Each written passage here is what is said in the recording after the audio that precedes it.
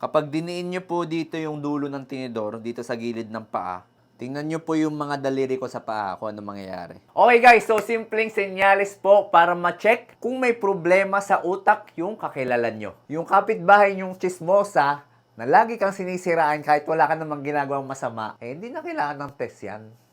Mukhang malaki problema talaga niyan. So first, ang kailangan natin ay tinidor. Tapos kunin nyo po yung paa ni Mister. Yan. Or ni Mrs. Tapos i-check nyo kung malinis. Ito kay bossing parang ang kapal na ng libag eh. Oh. Linis na linis tayo, boss.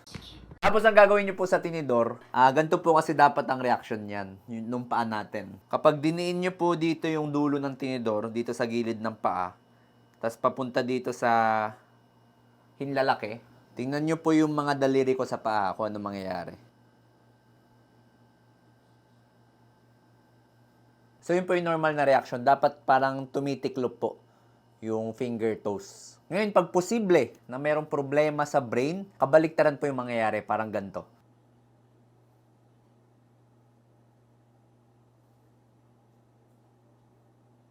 So, imbis na patiklop yung finger toes, mas lalo pa siyang umaangat.